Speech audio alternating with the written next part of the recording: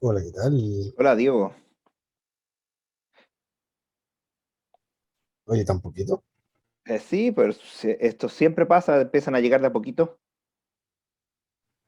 A ver, voy a hablar con mi compañero de. A ver, estaba José esperando, pero no sé por qué no alcanzó a ingresar. Ahí está José. Y ahora está Manuel.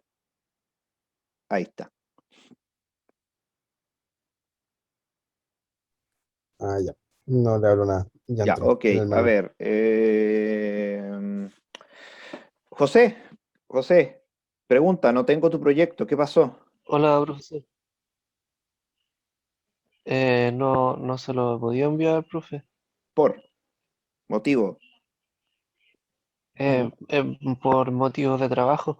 Y resulta que por eso mismo no he podido avanzar en las cosas de la universidad, en otros ramos tampoco. Y por eso quería ver si existe una posibilidad de un nuevo plazo o quizá un descuento de notas. Pero Eh, Pensaba dar mm, la resolución sé ahora, que, entonces lo que hace es me desarma un poco la planificación que tenía. Espérate, dame un segundo. que Eh, por temas de trabajo no he podido ni siquiera claro, ver lo que las clases. pasa es que esta El otro situación, día vi la clase y ahí descubrí que era hasta el día lunes la entrega del trabajo. sí. Así que, pero si quiere yo me ausento de la clase ahora No, y, no, porque va a quedar grabado, eso da lo y mismo. la- A ver, veamos, bueno, sí. veamos, déjame ver, déjame pensar un segundo. A ver, em, a ver, primero que todo, pongámonos de acuerdo en algo, que es los porcentajes, porque me parece mucho que no lo hemos hablado y si lo hablamos, no me acuerdo. Así que si me ayudan un poquito. Nosotros tenemos tres notas finales. Una nota es el promedio del trabajo en clases. La otra nota es el certamen final y la última nota es el trabajo de investigación. ¿Sí? Sí, Ya. Entonces, ¿alguna vez les mencioné cuál es el porcentaje de esas tres notas? creo que mencionó que era un 20% de los trabajos ¿Ya? y el trabajo final ¿Ya? 50 parece. Y entonces el otro 30 sería el certamen. Sí, pero no estoy seguro Me porque creo parece que que, lo me mencionó parece que era así. en el Diego mismo Manuel, ¿se contexto, así como que acordarán? no estamos seguros. Si no se acuerdan, ¿están de acuerdo con que esos sean los porcentajes? ¿Cuál es para repetirlo? Ya no. Ya. Promedio de tareas y trabajos, que hasta el momento tuvimos un test, acuérdense, y tuvimos este trabajo. El promedio entre los dos sería un 20%. El certamen, que este certamen sería antes de terminar las clases, que nosotros, ¿cuándo es que terminamos las clases? En septiembre. En septiembre. En la primera semana de septiembre, creo, el 4 de septiembre, creo. Entonces, como tenemos una semana de descanso, tenemos la clase de hoy, la próxima, tenemos uno, 2, 3, 3, 3, 3, 4, 5. Oye, nos quedan altas clases en realidad y no me queda tanta materia. El certamen sería 30%, que yo creo que efectivamente el certamen lo vamos a tirar o el 19 o el 26 de agosto. Me parece que yo había dicho el 26 de agosto la otra vez.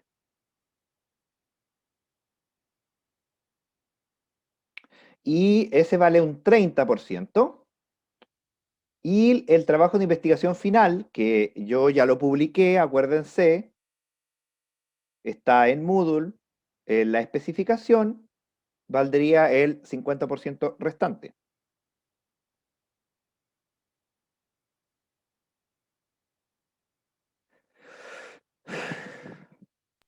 Ufa. Entonces, no sé si están de acuerdo o no. ¿O eso era lo que había mencionado en un principio? Porque la verdad es que como estamos en modo pandemia, los porcentajes originales no los puedo respetar porque tengo que ser un poco más justo con el trabajo a distancia. Entonces los porcentajes se reparten de manera distinta que si estuviéramos presencial. Digo, los porcentajes me parecen bien. ¿Sí? ¿Sí? Hola Tomás, Sí, Igual oye, estoy de acuerdo. yo alguna vez mencioné los porcentajes y me parecen que eran 20, 30 y 50. Tareas y trabajos 20, certamen 30, trabajo final 50. Bueno, profesor, me parece que era algo así. Sí, me parece que era algo así. Dejémoslo así, dejémoslo así. Por ahora, por último, si es que en el supuesto caso de que alguien esté con muchos problemas, podemos ahí hacer unos ajustes a los porcentajes de manera de mejorar. Entonces, en ese sentido, como lo que el trabajo que usted no entregó, José, estamos hablando de Ujú. solamente un 10% de la nota, entonces, mm, pero es que usted no tiene muy buena nota en el test tampoco. Quizá podría yo pensar que podría ponerle un ejercicio de una dificultad parecida como el que tuvimos que resolver nosotros. Mire, Hay varios ejemplos. bueno, Diego y Manuel, voy a decir las notas, en todo caso, Franco, tengo que disculparme con Franco porque no me di cuenta, porque usted me envió el trabajo mucho antes y no me di cuenta y solamente alcancé a revisar el, eh, el Battleship. El Sudoku no lo he revisado aún, el de Franco. Bueno, Pero el Sudoku, si usted me asegura que lo hizo bien, puedo asumirlo y asumir la nota y después lo reviso. ¿Le funciona bien el Sudoku, cierto? Sí, ahí Ya, también entonces lo puse más probable es un... que le pueda asumir su nota sin problema. Entonces, ¿cuáles son las notas? En el trabajo, Tomás tiene un 7 porque su trabajo está impecable, nada que decir. Diego y Manuel, me imagino que tienen ustedes ya asumido que su nota no es muy buena. oh, sí, me ¿Sí? acuerdo que hace un par de Vale. clases atrás preguntaba sobre qué poner al while. Lo probé, lo probé, lo probé, lo probé. Al final fue como, oh, no me funciona, no sé qué diablos Ya. ponerle, lo voy a reescribir. De hecho, a ver, bueno, Y, el trabajo de Tomás, de hecho, lo voy a decir, está impecable en el sentido que funciona, pero es extremadamente ineficiente. Ya voy a decir cómo se hace de manera eficiente, ¿ya? Y ustedes presentaron el trabajo, entonces, ¿para qué voy a ser tan desgraciado? Un 4, un 4. Ahora, obvio, esta asignatura, por lo menos en posgrado, se aprueba con 5, así que 4 es como, no es tan bueno, ¿ya? Franco debería, si es que el Sudoku está bueno, como su promedio fue 53, 54 más o menos, voy a tirar 1 millón para asegurarme que del promedio, deberíamos estar del 6,5 para arriba con Franco. ¿Ya? Ya, sí, a mí igual me da 53. Sí, sí, sí. Entonces, ¿qué es lo que vamos a hacer? Lo que vamos a hacer es lo siguiente. Lo que vamos a hacer es lo siguiente. Entonces, José lamentablemente le tendré que poner un 1 porque no presentó, pero vamos a dar eh, un recuperativo. Ya que nos queda harta clase, porque queda como un mes y algo, un mes y una semana. Entonces, de la última materia que vamos a hablar, voy a dar alguna actividad interesante por ahí que se me ocurra, y ese va a contar como recuperativo. Y el recuperativo lo que va a hacer es reemplazarle la peor nota que usted tiene. Por ejemplo, si estamos hablando, no sé, pues, en el test usted tuvo un 1,5, por decirle, y después en el trabajo usted tuvo un 4, y dice, ya, hago el recuperativo y en el recuperativo me saco un 6, el 6 reemplaza el 1,5, ¿ya? Ok, Entonces, para José, que no tuvo esta complicación, el recuperativo le reemplazaría la nota del trabajo, de este trabajo, ¿ya? ok. Ok, ya, perfecto. Entonces, con eso en consideración, ahora voy a presentar cuál tendría que ser la solución ideal del problema. A ver, ¿por cuál partimos? Partamos por el Sudoku. ¿Dónde es que tenía el Sudoku? Eh, a ver, lo hice... no, no está acá. Me parece que está acá el Sudoku.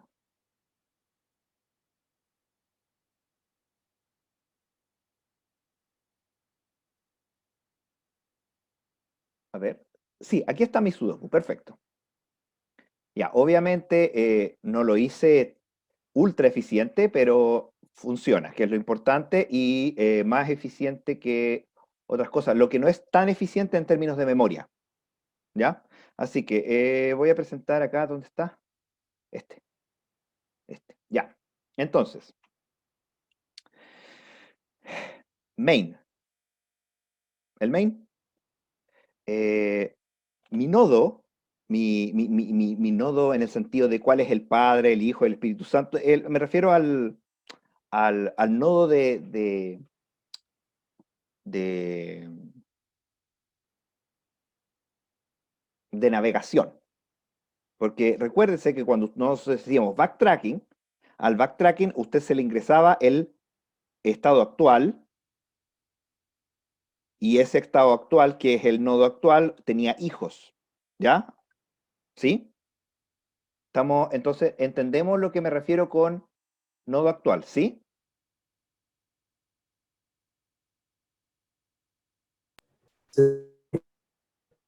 Ya, ok. Entonces, el nodo padre, que va a ser el,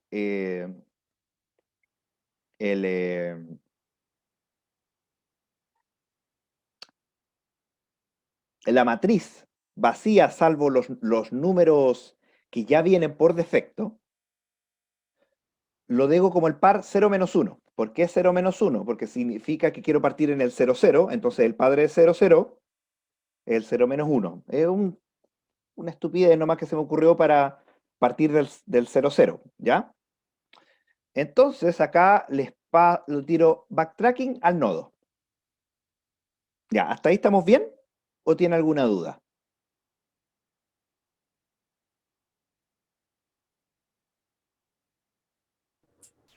Lo estoy entendiendo, mira, yo. Ya, perfecto, perfecto. Ahora, llamo a backtracking.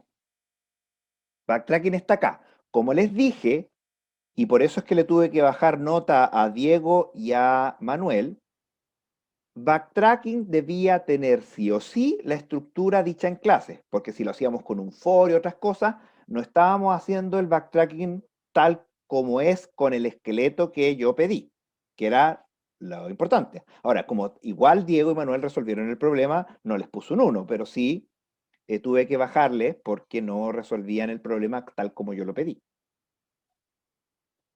Así que, sí, reject, return. Sí, accept, output, exit. Luego calculo el primer hijo y después, mientras el hijo sea distinto de nulo, sea para mí nulo es menos 1, así lo configuré yo por lo menos. Si usted podía decir nulo es igual a 10, da lo mismo, igual funcionaba.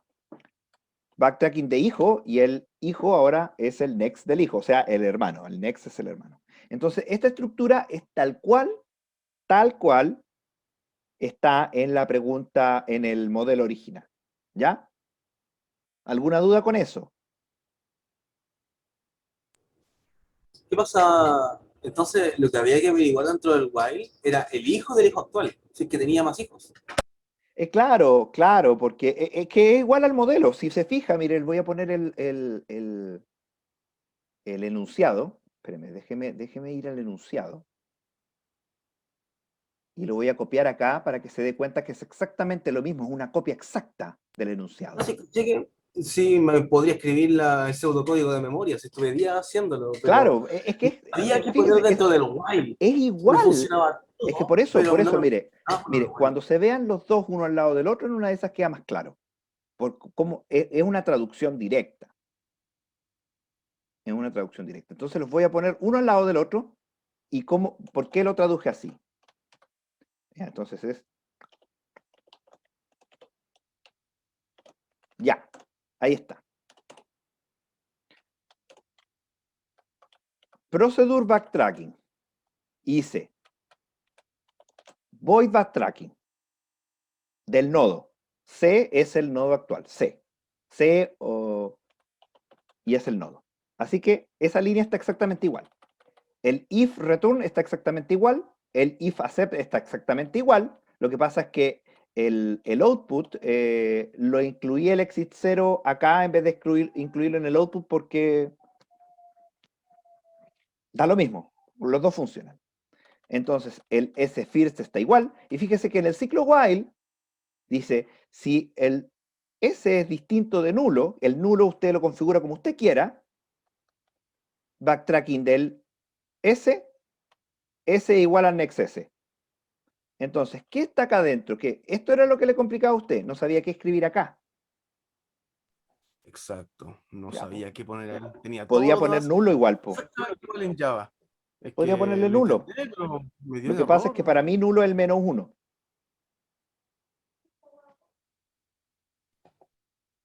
Mm, Entonces, aquí yo lo que pude haber puesto es hijo, si hijo distinto de null, aquí pude haberlo puesto así, y lo que hago es que cuando calculo el next, en el next, cuando retorno nulo, que yo el nulo acá lo definí de alguna manera, le pongo así, null.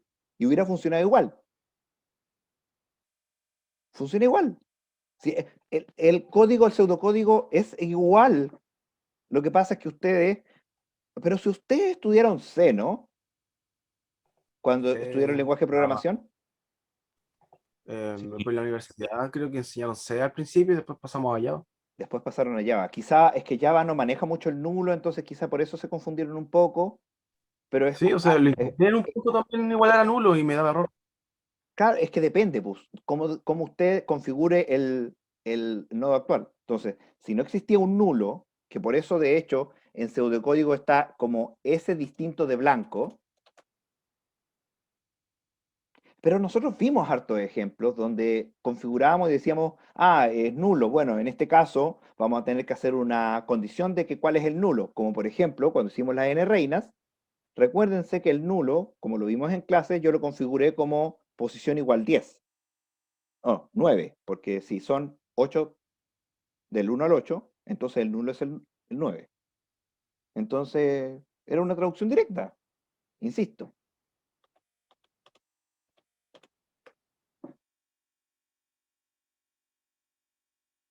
Ya.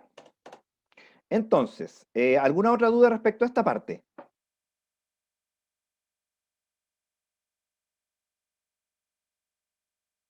Con respecto a la solución de Tomás.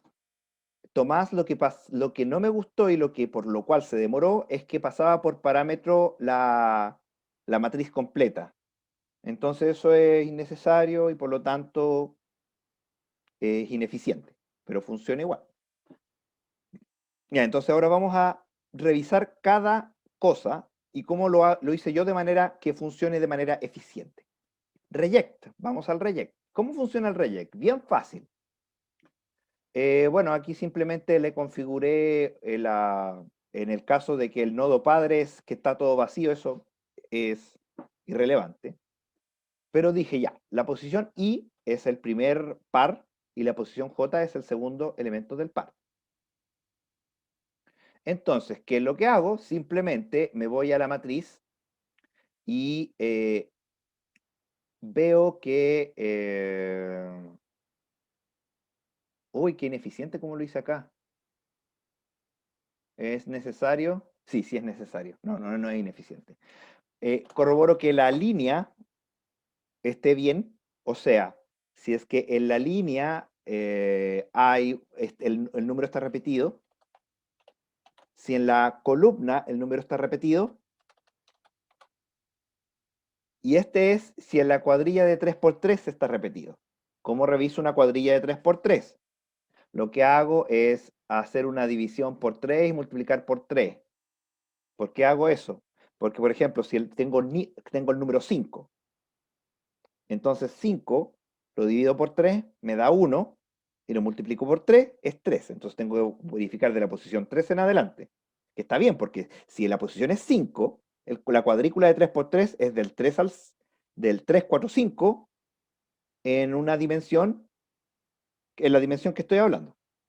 Entonces ahí llego hasta lo mismo, pero en vez de divido por 3 y lo multiplico y le sumo 1, de manera de que quede del otro lado. Porque, por ejemplo, si está de nuevo en la posición 5, 5 dividido 3 es 1, más 1 son 2, 2 por 3 son 6, así que voy desde el 3 hasta el 6 sin tocarlo, o sea, posiciones 3, 4, 5, que es el cuadrado que efectivamente estoy buscando.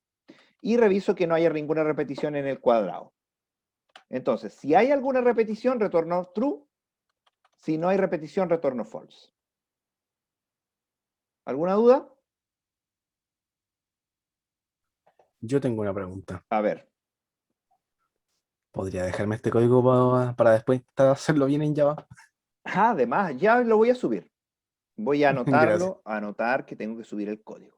Entonces acá es a subir código de solución. Ya, listo. Entonces, ese es el reject. Luego tengo que ir por el accept. Y el accept es bien simple. El accept es simplemente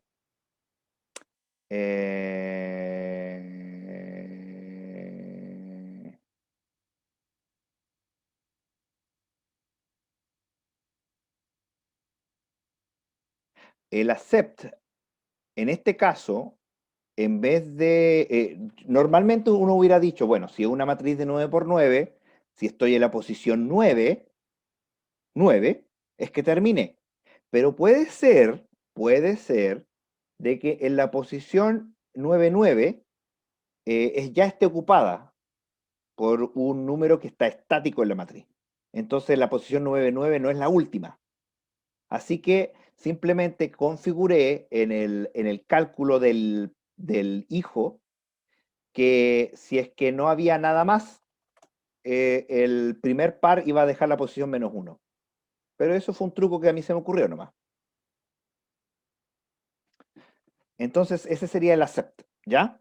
Porque si el reject no rechazó, entonces quiere decir que hasta el minuto está todo bien.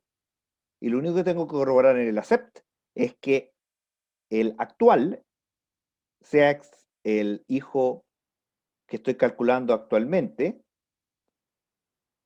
sea el último. Entonces, ¿cómo vi eso yo? Con el first. El first, recuerde que es el primer hijo. Entonces, por ejemplo, si estamos en la posición de la matriz y estamos en la posición, vamos a hacer el dibujo.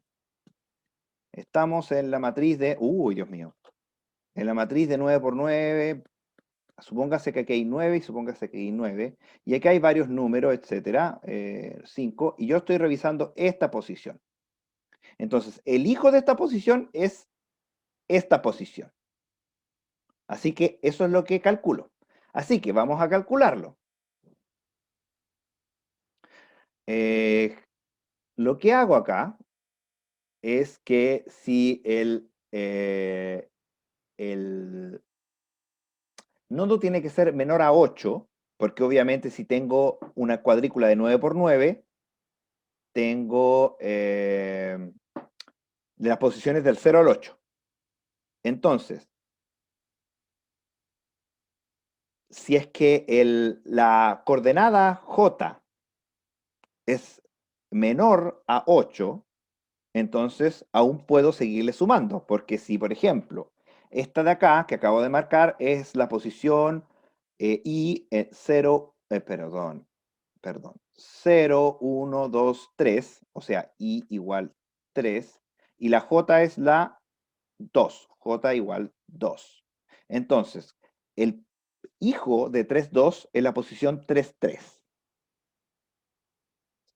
Sin embargo, si yo tengo I igual 4 y la posición J es 8, aquí, el hijo, el hijo de este es I igual 5, J igual 0, ¿cierto? porque tengo que irme desde acá hasta acá. ¿Se entiende, no? Sí. Ya, perfecto. Entonces eso es lo que hice acá. Eso es lo que hice aquí. Ahora, lo que hice es que si el último es el último del último, entonces retorno -1, -1. Oh, hice exactamente todo lo mismo. Ya, En un entonces, momento le hice todo igual en Java, no puede ser. ¿por qué? ¿Por qué? Ya, entonces, aquí lo que hago es corroborar de que si es que estoy en la posición,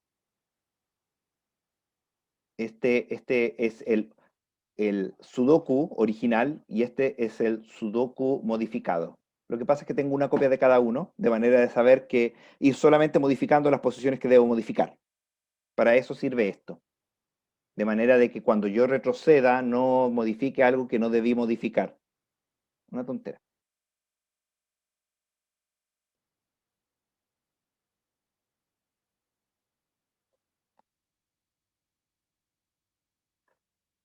En el caso en que la posición actual que yo esté verificando no esté vacía, por ejemplo, fíjense bien acá. Voy a hacer otro ejemplo acá. Supongamos que tenemos nuestra matriz y yo estoy calculando el hijo de este, pero aquí tengo una posición estática con un 5. Entonces, el hijo de este no es este, es este, ¿cierto?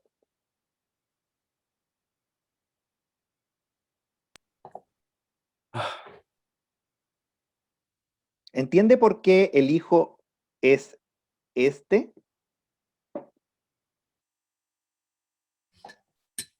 Sí, Sí, tiene que ver porque con... la otra posición ya está ocupada, ya hay un valor estático. Entonces, eso es lo que hice acá. Eso es lo que hice acá, nada Entonces, más. Si es que el hijo que estoy calculando está vacío, o sea, tiene el valor 0, entonces lo retorno. En caso contrario, entonces yo tengo que calcular el hijo de esa posición. Entonces cada vez voy buscando hasta que encuentre la posición vacía, una posición vacía. Si no encuentro la posición vacía, voy a retornar -1, -1. Eso es lo que hago, ¿ya?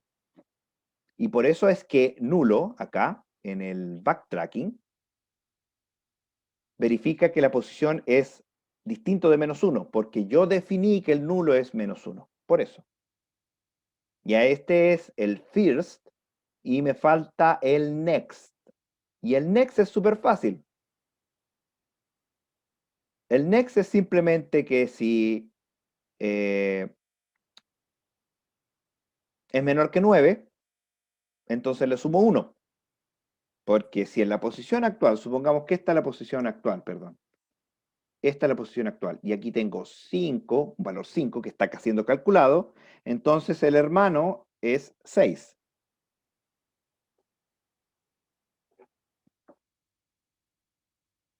Y eso es todo.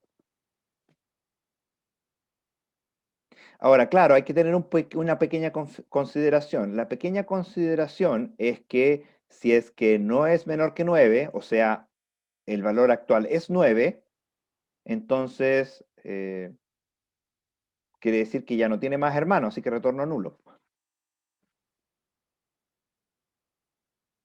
Y eso es todo. Eso es todo. Este Sudoku es eficiente porque demora poquito. ¿Estamos de acuerdo?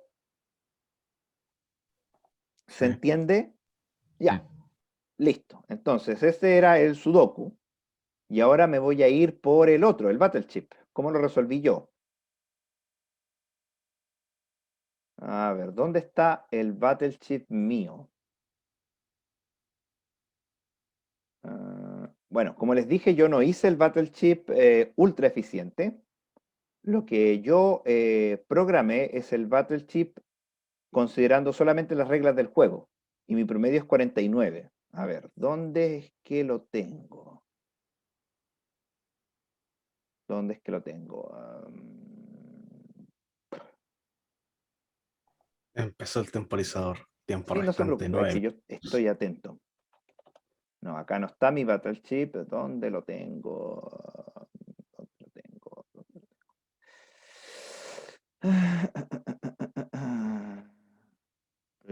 tengo? Proyecto Battle Chip. Battle Chip final. ¿Dónde está el mío? ¿Dónde está la versión que yo programé?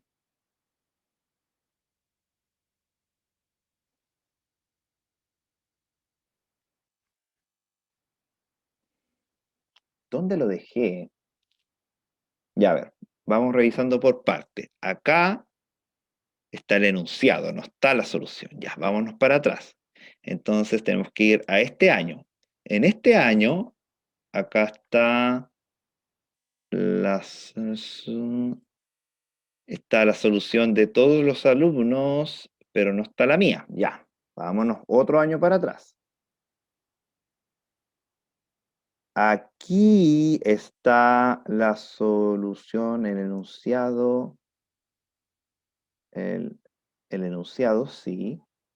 Acá están los proyectos de los alumnos. A ver, esta no es la mía tampoco. No, esta tampoco es la mía. Entonces, sigamos hacia atrás. Sigamos hacia atrás. A ver, Battleship. Esta me parece que es mi solución. Del 14 del 4 del 2002. Parece que es mi solución. A ver, déjenme revisarla.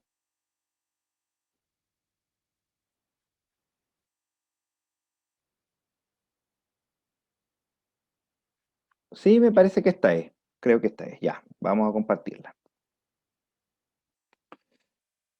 Ya. Entonces, ¿qué es lo que hago yo? Aquí está mi main. Entonces, con el main, yo lo que hago es dejar que me ingrese la cantidad de tableros de océanos y empiezo el for de los tableros, inicializo valores, que lo importante es que aquí pongo la vida de cada barco, que ustedes, la mayoría de ustedes también lo hizo. Y luego lo que hago es inicializar esto lo que hago es inicializar una tabla de hit. ¿Qué es la tabla de hit? La tabla de hit es una tabla donde yo almaceno si es que ya disparé a ese lugar o no. Nada más. Entonces, acá lo que hago es generar, para resolver un tablero en particular, generar un valor aleatorio. Y ese valor aleatorio es dividido por, es hecho de manera de que solamente dispare a las posiciones pares. Y además está hecho con una distribución gaussiana. Ustedes saben cuál es la diferencia entre una distribución normal y una gaussiana, ¿no? Mm, ¿Sabe o no? ¿Hay alguien que no sabe?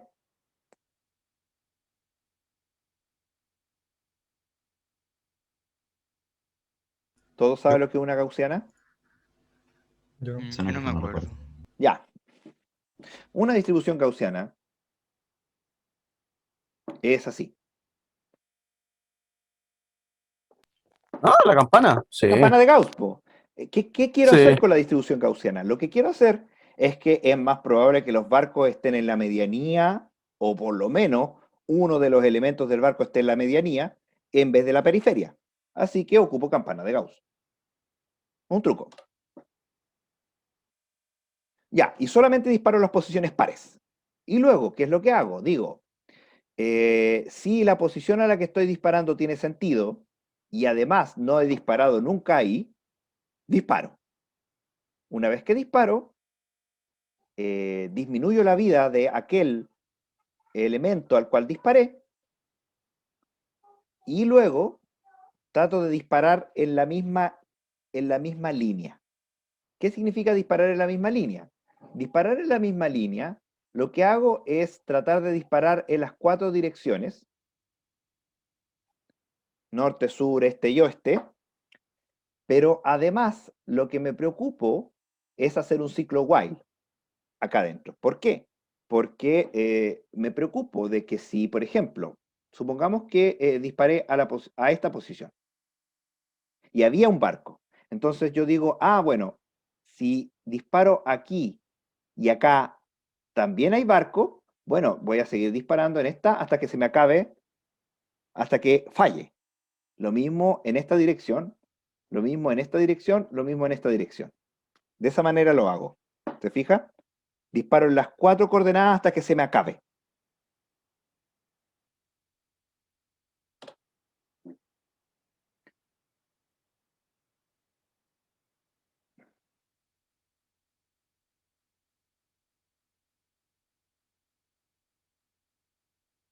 Y sí, eso es.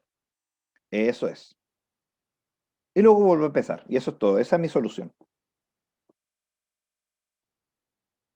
Nada muy complejo.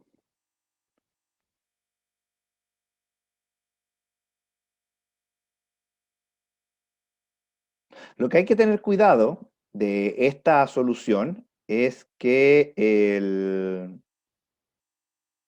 fijarse que si es que le disparo algo distinto. Porque si le disparo algo distinto, tengo que disparar en la línea de eso distinto. Por ejemplo, ¿a qué me refiero? Suponga usted que tiene su casillero, ya su casillero, ahí ya, y tiene un barco acá y tiene otro barco aquí. Entonces usted está disparando en esta dirección y cuando le pegó a este es otro barco, po. Entonces, al pegarle a este barco, tiene que también disparar en esta dirección. ¿Por qué? Porque si no hace eso y solamente marca el barco en esta dirección, estas direcciones quedan guachas. Y puede ser que como yo estoy disparando solamente en las posiciones pares, justo me toque que esas 2 posiciones de arriba y abajo son posiciones impares, así que nunca les dispararía. ¿Ya? Entonces, ¿cuál es el mejor caso de mi algoritmo? El mejor caso de mi algoritmo es que yo tenga todos los barcos pegados. Si yo tengo todos los barcos pegados y le pegué una vez a un barco, va a hacer esto. Le va a disparar a todos, fallando en la periferia de los barcos. Y va a ser súper eficiente. ¿Ya? Eso. ¿Alguna duda respecto a la solución esta?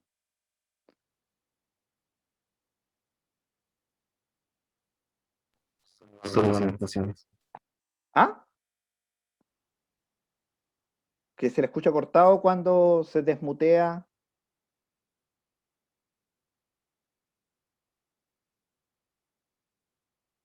Yo me había olvidado Ya, completamente de aplicar lo de la paridad. Sí, es que si usted tenga cuidado... Sí, claro. Sí, claro. ya. Es que tengo que reiniciar el micrófono cuando eso pasa, perdón. Sí, sí. No, le decía, Ya. solo lamentos. Solo lamentos, ok. Bueno, pero bueno, cosas que pasan, las cosas que aprendamos. Por algo les voy a dar una oportunidad adicional para subir su nota. Ok, entonces, como siempre, vamos a tener que cortar la sesión y nos volvemos a conectar a la misma, a donde mismo, para poder continuar con la clase. Ok. Ya. Ya, ok.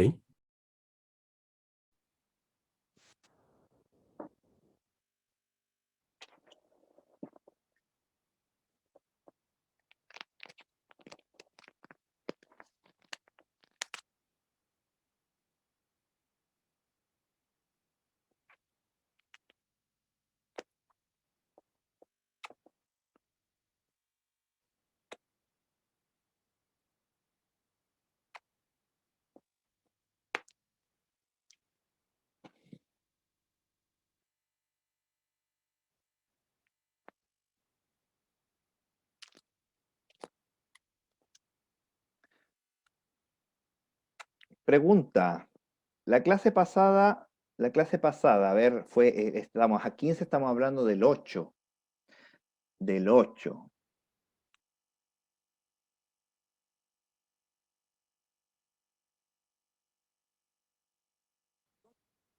En la clase pasada alcanzamos a hablar de clases de complejidad.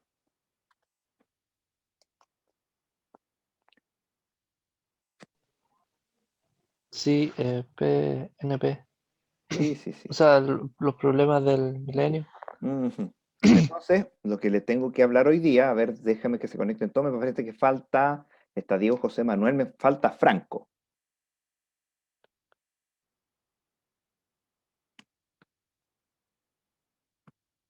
Me falta Franco. Bueno, pero por mientras voy a buscar la, la clase.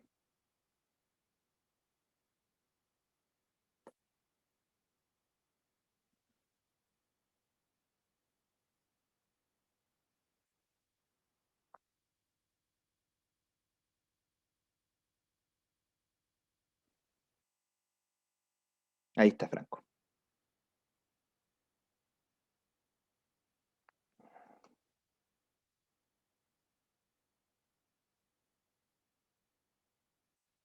Ya, estamos todos. Ok, entonces, normalmente esta es la clase final, pero parece que nos va a sobrar un poco de tiempo, así que también vamos a hablar un poquito de algunas estructuras de datos avanzadas.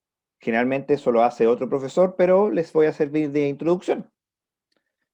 Eso lo vamos a hacer las semanas siguientes. Por ahora vamos a hablar de dureza, completitud y reducciones. Ya, entonces, si tenemos un problema, el cual no tenemos idea dónde clasificarlo en nuestras clases de complejidad, si es P, si es NP, si es X-time, no tenemos idea. Entonces, además de encontrar un algoritmo que nos diga cuánto se demora, que nos permite hacer una cota superior a donde el problema pertenece, es bueno tener una manera más formal para poder clasificar el problema y saber su complejidad exacta, la complejidad del problema. Acuérdense, no del algoritmo. Estamos hablando de la complejidad del problema.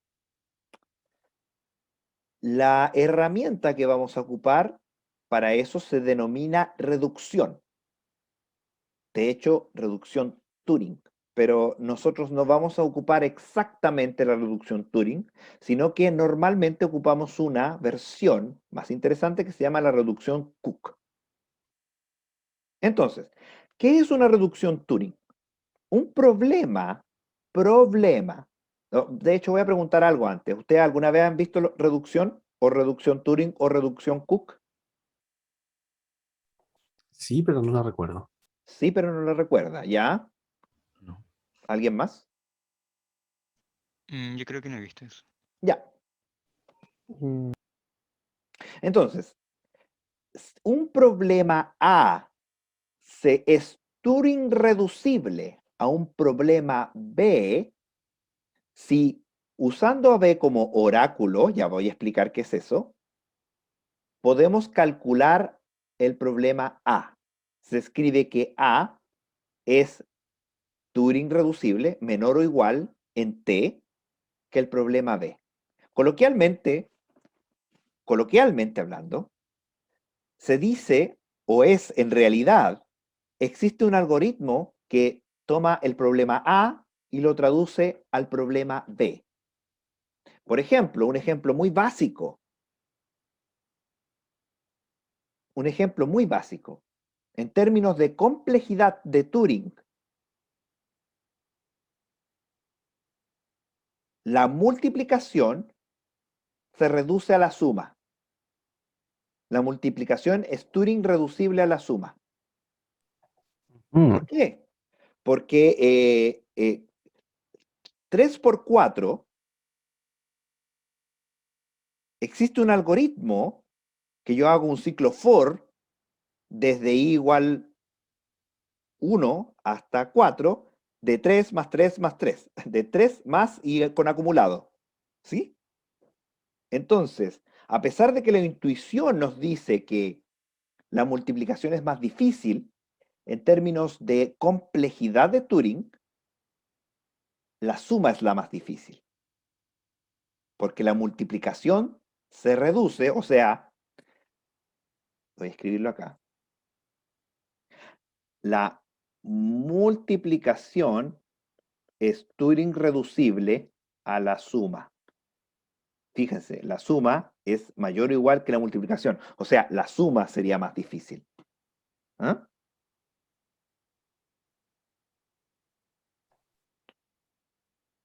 Más difícil en qué. ¿En qué sentido? Ya los voy a explicar un poquito en qué sentido. La notación representa una relación que es al revés. No es que la multiplicación, como los dije, sea más difícil que la suma, sino que es al revés. Se dice que no es más difícil resolver la multiplicación que resolver una suma. Y tiene sentido si lo ves así, porque una multiplicación son solamente sumar, no hay mayor dificultad en ello. Entonces, no es que la multiplicación sea más fácil que sumar, sino que multiplicar no es más difícil que sumar. Esa es la forma de expresarlo. ¿Ya? Y en realidad tiene sentido, porque la multiplicación no es nada más que sumar. Lo mismo pasa con la división y la multiplicación. Una división,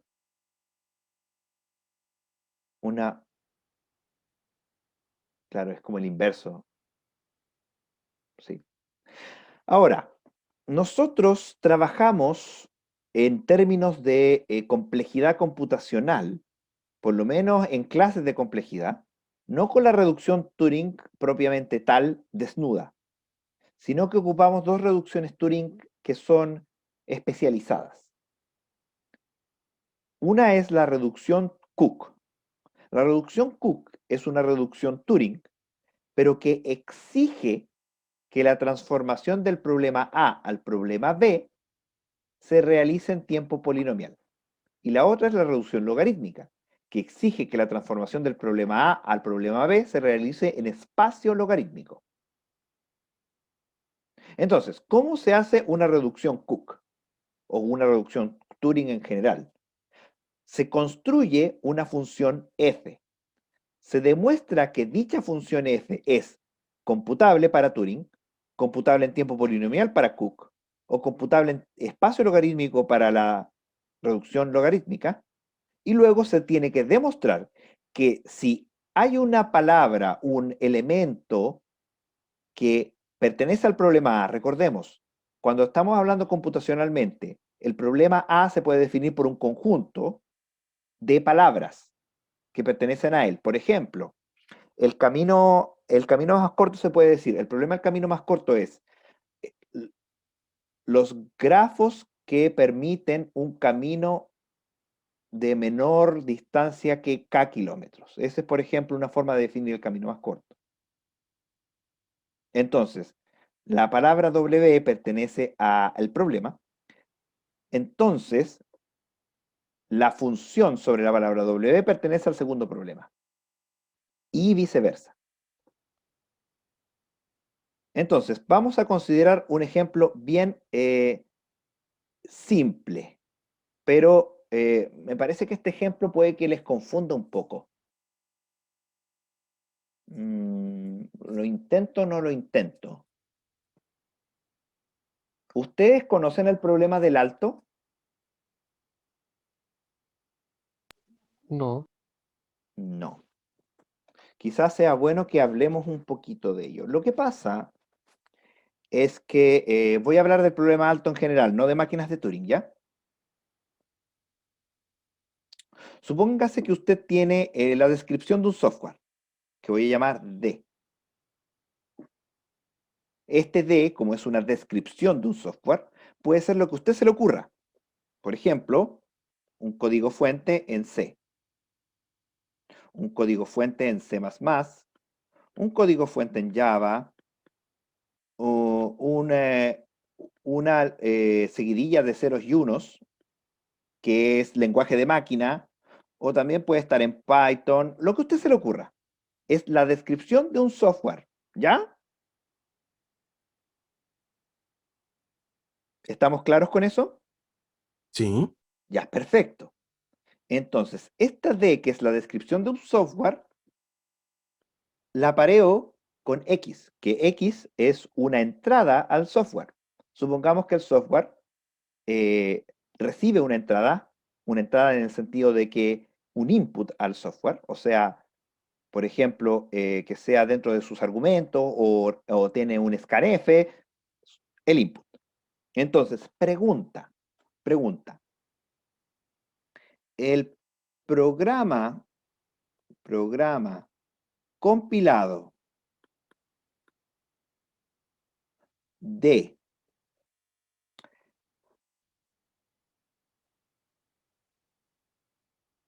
para con entrada X o genera un loop infinito.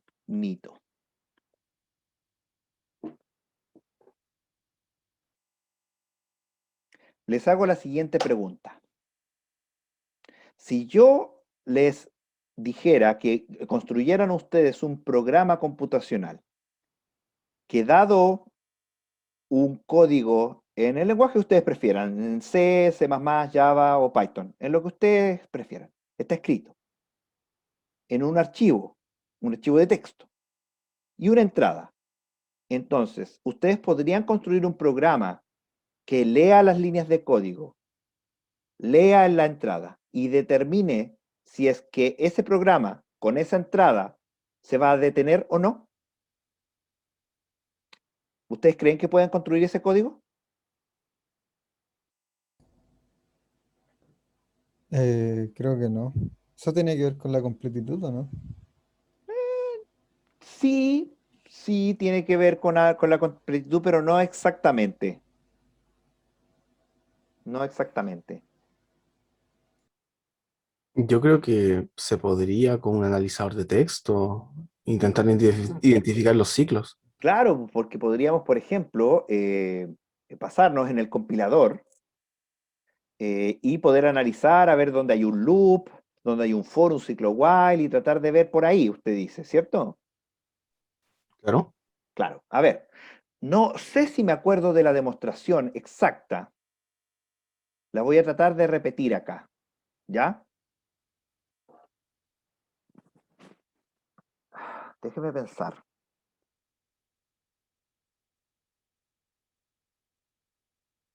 ¿Para qué voy a pensar? Lo tengo anotado en otro lado. Es que esta es una demostración bien técnica, así que mejor la voy a ir allá, ¿ya? Entonces, ¿dónde está esto? Esto voy a... eh, eh, creo que acá la tengo, acá la tengo. Entonces,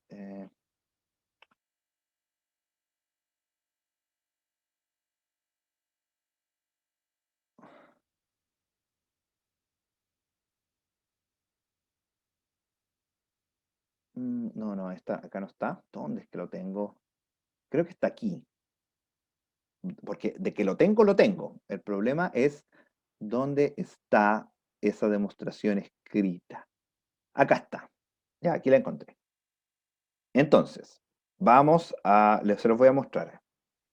Perdón. Aquí está. Este problema se conoce como el problema del alto. Entonces, leo. Es posible computacionalmente hablando que dada una máquina, o sea, un software y un input, saber si el software alguna vez se detendrá o se quedará lupeando. La respuesta es que es imposible. Tratemos de seguir esta lógica, ¿ya? Asumamos que es posible, o sea, existe una máquina que voy a llamar super universal. Así que véalo como un superprograma. Este superprograma es una máquina universal que es un software, ¿ya? Es un software que, dada la descripción de otro software, M, y un input X, va a aceptar, o sea, aceptar, o sea, va a ser parte del problema si M, la cuestión que estoy revisando, se detiene. En cambio, va a decir, esta cosa no pertenece al lenguaje definido por este problema, en el caso contrario. ¿Ya? Así que vamos a armarlo de esta manera. El programa SU, con la descripción M y la entrada X, va a responder verdadero si MX se detiene. Y va a responder falso si MX se queda en un loop. ¿Ya? Ahora, supongamos una máquina adicional que voy a llamar D, que va a funcionar así. Si la superuniversal recibe como entradas X, X, o sea, la descripción del software es la misma que la entrada para el software, le tiro un while 1. ¿Ya? ¿Estamos bien hasta ahí? Ujú. Ya. No se detiene nunca. No se detendría nunca si X se detiene para X. Así que, siguiendo ese argumento, D con entrada X se detendría si y solo si X como descripción de un programa que se le pasa X como entrada, no se detiene. Así que, ¿qué pasa? ¿Qué pasa si yo, esta máquina D que acabo de crear, la escribo en código y se la paso a la misma máquina D? Entonces, D con entrada D se detiene si y solo si D con la máquina D no se detiene. No, pues, ¿cómo eso? ¿Se detiene o no se detiene? ¿Cómo eso? Eso es una contradicción. Eso es una contradicción. Y ahí termina. Ese es el problema. Por lo tanto, Ya. como llegamos a una contradicción, algo de lo que asumimos estaba malo, que es lo único que hemos asumido ahí, asumimos que era posible. No es posible. ¿Se entiende o hay algo que quedó en la nebulosa? Lo comprendo, pero eso significaría que para poder probar la máquina, necesariamente necesitamos correr la máquina dentro de otra máquina. No No es tal podríamos cual, lo intentar que pasa es explotar. que usamos un truco. Decimos, ya, supongamos que esta máquina existe, pero, o sea, máquina, software.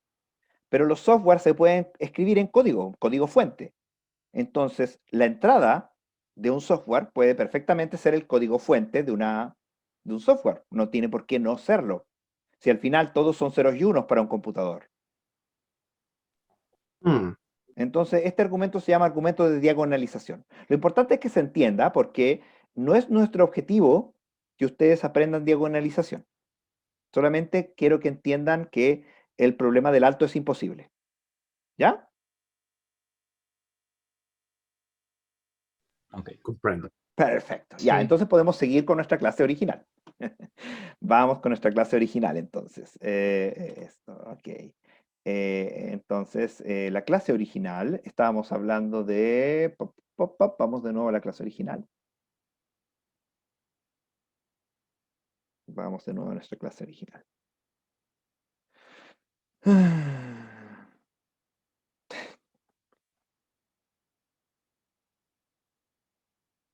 Entonces, estábamos en un ejemplo de reducción Turing. Esta. Ya. Entonces, aquí está escrita, pero lo voy a hacer yo. Entonces, nosotros tenemos el problema del alto. Entonces, yo lo voy a llamar el problema HP. Halting problem en inglés. Entonces, Existe otro problema que se llama el problema EP. El problema EP es el emptiness problem. Es, dada una descripción de un programa de para sin input,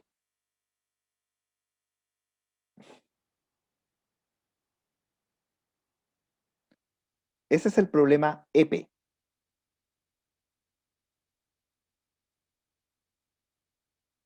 Entonces, EP lo que hace es, dado una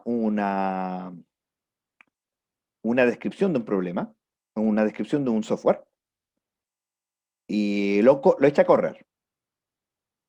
Entonces, la entrada está totalmente vacía. Usted puede considerar, por ejemplo, no sé, vacías puede significar que toda la memoria esté lleno de ceros, por ejemplo. Eso es lo que puede considerar como entrada vacía. Entonces, ¿la máquina va a detenerse o va a quedar en un loop infinito?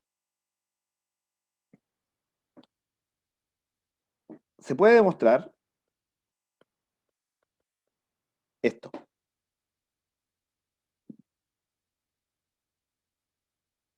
Vamos a hacerlo. Entonces, lo primero que tengo que hacer es crear una función. ¿Cuál es la entrada para el problema 1? La entrada para el problema 1 es la descripción de un software y su entrada. El problema 1, el problema del halting. Entonces, lo que voy a hacer es crear una función que, tomando una descripción de un software cualquiera y tomando, voy a escribir mejor la D, y tomando la entrada, la va a transformar en una entrada para el segundo programa, para el segundo problema. O sea, la va a transformar en un D'. Y tiene que ser tal que si D, X pertenece al halting problem, eso quiere decir que si D, X para, si y solo si D', que es f de D, X, pertenece al EP. O sea, D' para. ¿Ya? ¿Cómo lo voy a hacer? ¿Cómo lo voy a hacer? Vamos a hacer esto un poquito más chico para poder trabajar.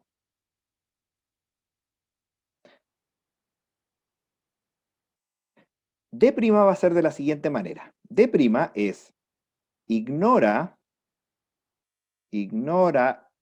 el input en el paso 1. En el paso 2, escribe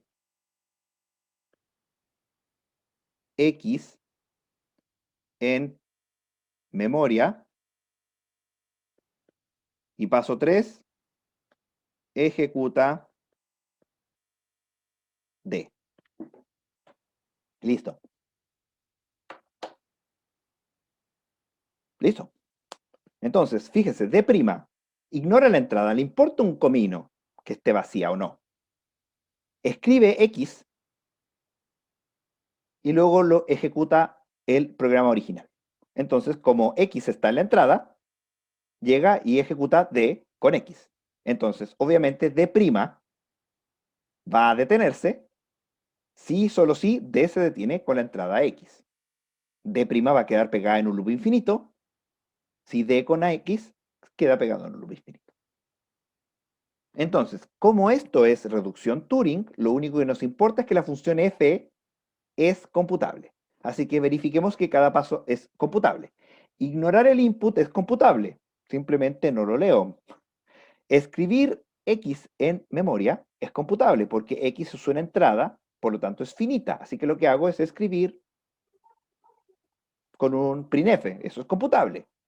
Y si es que me pasaron la descripción de la máquina, simplemente la ejecuto, la compilo y la ejecuto. Eso es computable. Así que no hay ningún problema. ¿Alguna duda respecto a esta reducción Turing?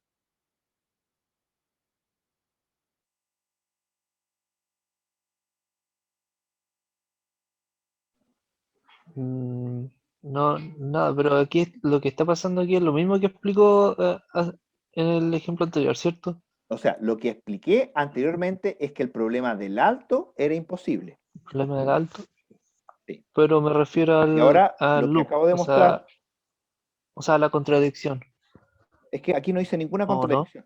Aquí no hice nada. Aquí lo que hice fue transformar un problema en otro problema. Mm, Eso es lo que hice. ya, Entonces, ok. ¿qué es lo que demuestra esto? Lo que demuestra esto es que el problema del alto es más difícil, en realidad lo voy a decir al revés. El problema del alto no es más difícil que el problema del vacío. Por lo tanto, esto demuestra que el problema del vacío también es imposible.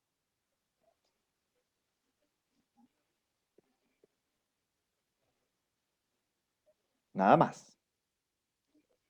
Pero lo que hice fue transformar un problema en otro. Ahora, obviamente, esto no nos sirve Ok. aún para clasificar. Para clasificar tenemos que hacer algo más interesante que esto.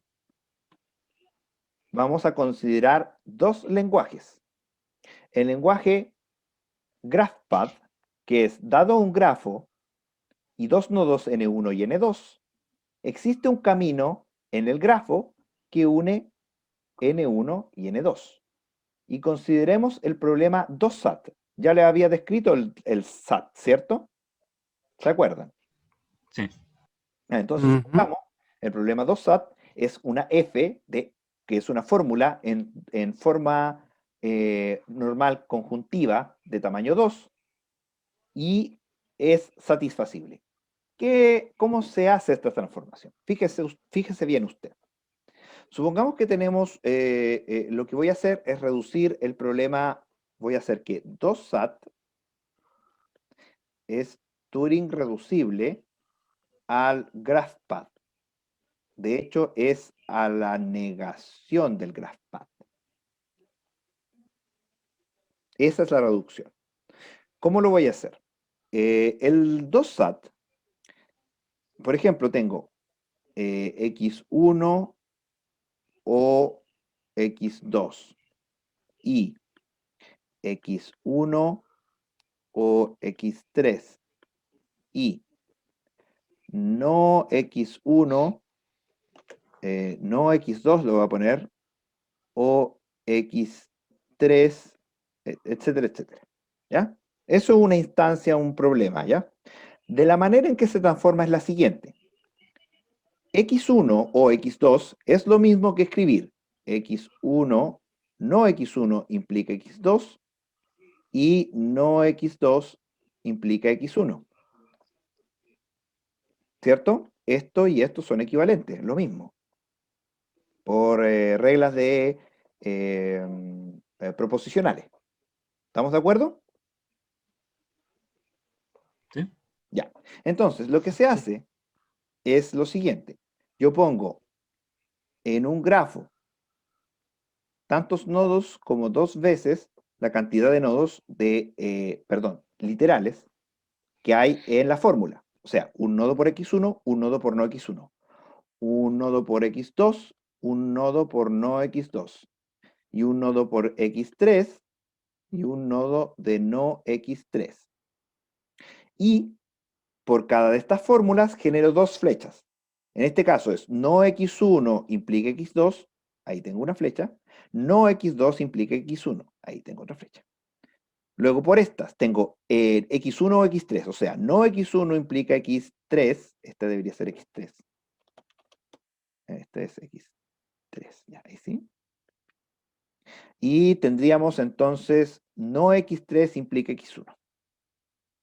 Y luego, por otro lado, tengo que no x2 o x3, o sea, x2 implica x3 y no x3 implica x2.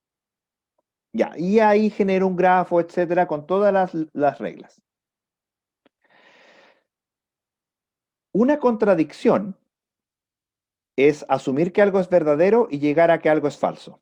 Entonces, lo que hago es que asumo que algo es verdadero, por ejemplo, asumo de x2 es verdadero y trato de encontrar un camino para llegar a no x2. Si ese camino existe, entonces la fórmula de abajo es imposible de satisfacer, o sea, es siempre contradictoria. ¿Ya? Eso es. Esa es la reducción. ¿Se entiende? Creo que en este caso específico no se da así. No, en este No caso pasa. específico creo que no. A ver, creo que no. A ver, no, por ahora no. No, tendríamos que tener alguna, por ejemplo, si tuviéramos la regla adicional, tendríamos que tener no x1 o x3. Me parece que con esa morimos, porque no x1 o x3 implica x1, x3. Entonces lo que uno puede hacer es llegar desde no x3 hasta x3. Pero me parece mucho que además tengo que llegar desde x3 a no x3. Tienen que ser los dos caminos. Eso es súper fácil de corroborar. Veamos si esta fórmula es posible de satisfacer.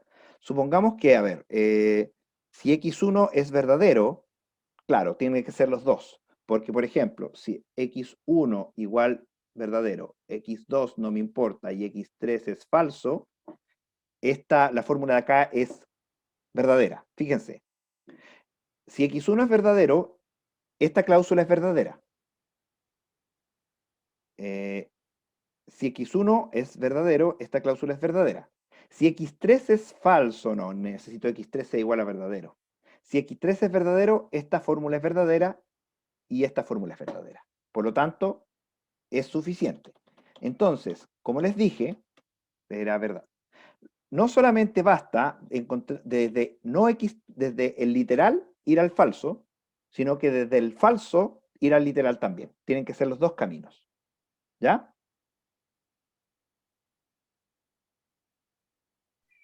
Esa es la reducción real. Ujú. Ya. Esa es la reducción real. Entonces, aquí, y buscamos desde xy a no xy y desde no xy a xy. Entonces, aquí lo que hice es tomar xy como xy, no xy, pero tiene que estar bien escrito. Es xy a no xy y de no xy a xy.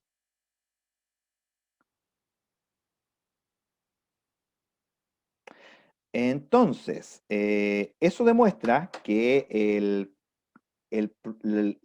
perdón, eh, eso demuestra que el contrario, el complemento del problema del grafo es más difícil, o sea, al revés, el 2SAT no es más difícil que el problema del grafo. El problema del camino se sabe que es polinomial. Así que como es polinomial, entonces 2SAT es polinomial. ¿Por qué? Porque como la transformación que hicimos es polinomial, ¿por qué es polinomial? Porque lo único que hicimos es construir un grafo desde el 2SAT.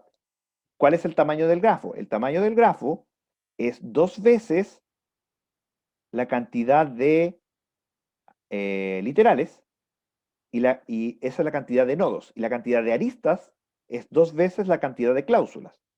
Por lo tanto, es una transformación de tiempo lineal. Multiplico por 2 el tamaño de la fórmula.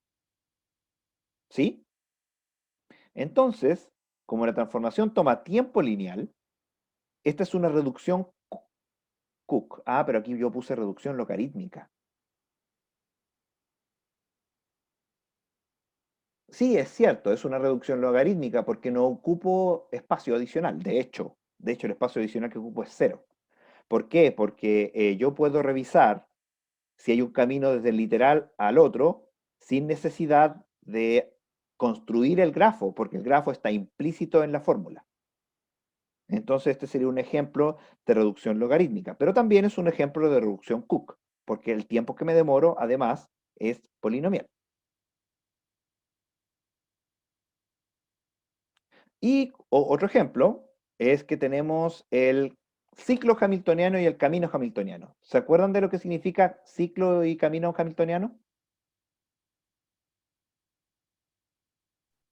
¿No se la de los que- Es pasar solo una vez por cada nodo. Y esto es bien simple en realidad. No, no, Ah, sí. no les voy a complicar mucho la vida.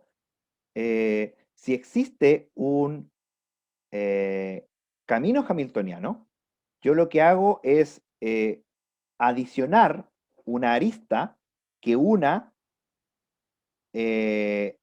los extremos del camino. Entonces, si tengo un camino de N1 a N2 y desde N2 a N1 hay una arista, entonces ahora tengo un ciclo. Así de simple. Ahí tenemos otra reducción. Entonces, el camino hamiltoniano no es más difícil que encontrar el ciclo hamiltoniano. Aquí hay un ejemplo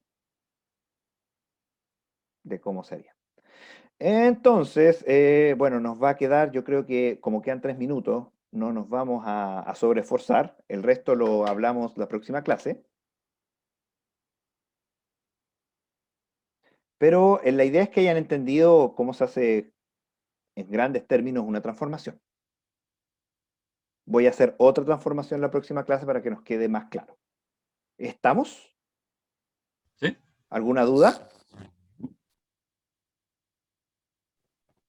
¿No? ¿No? Ok.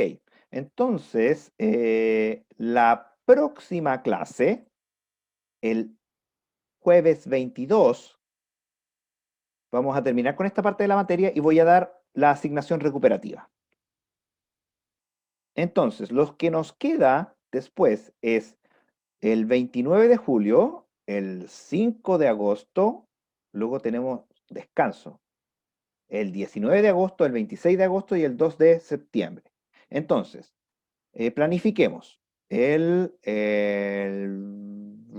22 vamos a terminar esta parte de la materia y les voy a dar una asignación. Entonces, el 29, el 5 y el 19 vamos a hablar de algunas estructuras de datos con algunos ejemplos de algunos algoritmos. El 26 de agosto es el certamen y el 2 de septiembre es la presentación de su trabajo de investigación. El 19 de agosto, reviso avance. Este avance necesariamente debe tener un bosquejo, un draft que se llama, del documento a presentar. Por lo tanto, debe tener toda la estructura hecha, tiene que tener al menos el 50% de lo que, del contexto, ¿ya? Tiene que estar avanzado. El 19 de agosto. Tienen más de un mes. ¿Por qué? ¿Por qué lo necesito? Porque ahí yo les puedo dar el feedback de lo que les falta. Incluso lo podría hacer antes, pero yo creo que antes, que sería en vez del 19, el 12 de agosto es muy pronto quizá. ¿Qué me dicen ustedes?